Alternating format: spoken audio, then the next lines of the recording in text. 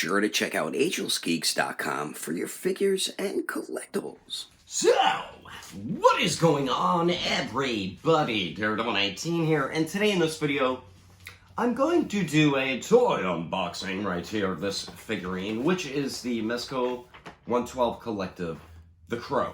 The Crow, for me, is extremely nostalgic. I loved this movie back in like the late 90s when I first discovered it. And when I first discovered it, I used to paint my face like him, got a trench coat like him. I wanted to be the Crow. I loved the Crow. This was like one of the very few like comic book superhero movies we got back then. So we had like this, I think Blade was just coming out, but before that, all we had was Batman, Batman Returns, the original Superman movies, and The Crow. And The Crow was such a different, unique, very dark character, and I just loved it. I loved the movie. I own the movie, but I've been wanting a definitive Brandon Lee Crow figure, and I think right here, this is going to be that definitive version of the Crow, because I don't really see Figure Arts making a Crow, or Figma, or any of those high-end companies, besides someone like Mezco. Maybe NECA might do it at some point, but for 6-inch scale, I feel like this is going to be the definitive version. So, I don't really do reviews anymore on my channel. I took a backseat to that. There's other content I do want to make. So, since I do not really do reviews anymore, what I think I should do instead is when I get a new figure, I want to do a video like this. So, it'll probably be more like an unboxing and like my first thoughts of it, kind of, and a quick look, quick type review of it. So, this is how I'm going to be doing videos from now on. I do not want to do reviews anymore. I know you guys, some of you guys love my reviews, and I am very thankful and grateful that you guys do, but reviews, they were burning me out, and I feel like if I continue doing reviews again, I might get burnt out again, so I don't want to do action figure reviews anymore. I do want to do other figure-related content, so, alright, so we have the directions on how to display the actual bird, the crow. And then we have this basic thing that Mezco always gives with their figures, and I hate it. So, yeah, that's the very first two things. But I keep seeing really, really cool pictures of this figure, man. So I am so pumped. My God, there's so many accessories. That's not even half of his accessories.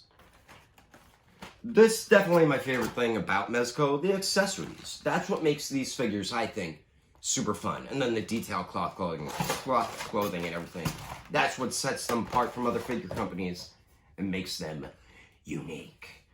But yeah, all the pictures I've been seeing of this figure, it just kept making me want it more and more. I'm like, God damn it! I need to get my Crow figure!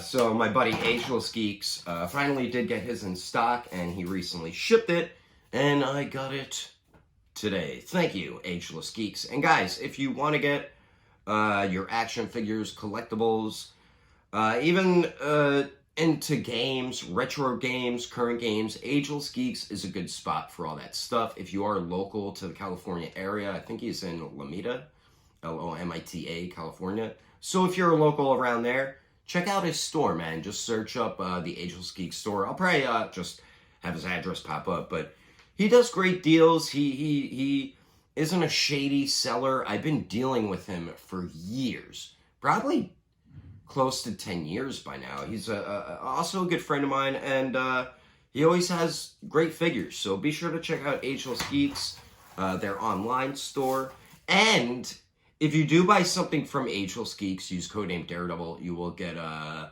or 10% off your purchase. So keep that in mind as well if you do buy off their website. Alright, this is something I am so happy they included. This was one of my favorite scenes in the movie, where he traced out a silhouette of a crow in gasoline, then lit it on fire. It was so cool when he did that. I mean, technically, scale-wise, it should be a little bit bigger, but I do not give a damn, because it is so cool. I'm going to have this displayed either behind him or on the ground behind him. So really love that Mezco included that. So I guess we're gonna go over the accessories first. All right, so we have the cat, Gabriel, I believe his name was. Gabriel. I always remember him when he first goes back. He's like, Gabriel. And then the cat's like, oh. Because I guess when he touched it, it showed like him getting murdered and it freaked the cat out. But yeah, that looks pretty cool too. Nice job on the cat. And then we have two different crows. This is what I was worried about. I thought they just included a flying crow, but they also included a crow just chilling there. And they each had peg holes on their back, because the stand does have like a bendy wire piece. Oh, right here. So what you do, it's similar to like, I guess how they do their Batman cape with their stupid things. But what you would do is peg this in the back of the crow, and then this will peg into the stand and everything. So, all right, so we got the animals. The animals. This is something I really like right here. The tombstone. This thing is really cool looking. Man, that looks dope. Just the sculpted textures, great. What is that, wash on there? The wash looks really nice. Very, very cool. Little accessory there. Next here is pretty much all the guns. Some mags, knife, Zippo. I like the Zippo. The Zippo's pretty cool. Oh shit, his interchangeable hands. I just noticed he had the interchangeable hand with the bullet hole in it. That is so cool. So, we have the Zippo. That looks really dope. I would have liked it if they used like a translucent plastic for the flame, because that would have looked so much cooler as fire. Then we get the knife here. Let me put my hand in front of it. Let me do it again with the Zippo so it focuses. Hopefully it does focus. So there's the Zippo and the knife. Beautiful detail on both of those. Let's see here. So we got the shotgun. Everybody knows, look. Has anode pump action for Terminator 2. That's pretty cool though. The shotgun here that he does use a lot in the movie. And he uses all the like stolen engagement rings to shoot the pawn shop guys, pawn shop. That was pretty cool seeing. Then we do get a handgun and a revolver. And the revolver, I believe this is the revolver that put the hole in his hand. And then we do have the handgun there, which I believe he used towards the end, where he's killing all those gangsters. All right, so now a couple more accessories here. And then we can move on to Mr. Eric Draven himself. We also do get the Mezco bag and stand as well, if I did not mention that. All right, so now, oh, he's got 4 faces. Looks like 10 alternate hands. Freaking katana, guitar. You have the crow mask, which is how he got inspired to paint his face. And then you have this piece, which was part of like the building on the top. He used it as a sword to defend himself against the villain when the villain pulled out the sword. So very cool that they included that. The Diamond Select one included that as well. Then we have the guitar here. And I gotta try to go through these accessories faster. And then this is probably one of my favorite accessories. What a beautiful looking blade. That is so cool, man. Alright, so the interchangeable hands, I'm not going to show them all off. We don't need to. I'm just going to show the real cool one. Because I did not, I didn't think he was included with that hand. See with the bullet hole in it? Just like in the movie. That is so dope. Oh, and then we also, I did not even notice that. You have the ring necklace. They used bendy wire for the necklace, and then you have the ring on there. Be careful not to lose that. That seems like a piece that can get lost very easily. All right, enough of that. And then we get the four interchangeable faces. We have the mask here as well. So we have the basic stern face, a smiling face, which I like a lot. Another kind of like serious looking face, and then an angry teeth gritted face. So I'm not really going to go over all the faces because I don't want this video to be like 50 minutes long. Ooh, that trench coat turned out real nice. These face sculpts are definitely on point. They have gotten much better with actors' likenesses, but when it's an actor, character, or whatever who's got face paint on, I feel like it's harder to mess that up. You know what I mean? If you want a definitive crow, go with this one, bro. Very nice neck articulation there. Really, like, See how he has like those beige wrappings? These are actual like separate pieces wrapped around him. It's not like sculpted on there or anything. It's like string that they actually wrapped around Eric Draven here. And then we have the holes in his shirt. But if you look here, you can tell the black from his shirt stained his torso there a little bit. That's an issue I've noticed with Mezco, but they are not technically at fault. That sometimes happens with cloth items. The hair sculpt, very, very nice. Face paint, this does look just like Brandon Lee. The articulation seems pretty good, like the neck joint. We got the 2 neck joints work. I hate when we get like just the single neck joint. Shoulder joints seem pretty good. We get the double jointed elbows. Thank God! Mezco, stop using single jointed elbows. Nobody wants them. Nobody likes single jointed elbows. So arms seem good. Oh yeah, there's bendy wire in the coat, sides, bottom, and collar. Is it in the collar? No, not the collar. But that is a plus.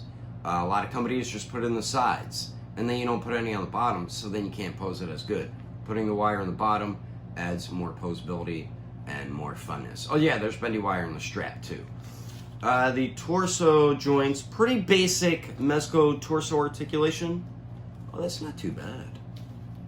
The pivot, and then the swivel and everything. And the legs seem pretty good too. And his pants kind of made out of like the same type of material as the jacket there. And always be careful with Mezco figures. You don't want to force joints too much, pinch the clothing in the joints, you know, so be cautious of that. Knee joints, pretty good. As you can see, they bend pretty much all the way back. Ankle joints, they don't seem to be the best because he's wearing the boots. So you don't really get like crazy pivot. You get decent pivot, swivel, and then the up and down. So I didn't expect the ankle joints to be insanely articulated or highly articulated just because of how the boots are. I mean, with characters who have boots like that, most of the time their articulation isn't really gonna work out for the best, you know? But yeah, if you are a fan of the Crow, I would say get this. Easy pickup for Crow fans. Even if you're not a crazy figure collector, but you love the Crow, I feel like this is something you will really appreciate and love. If you are a fan of the Crow, get it.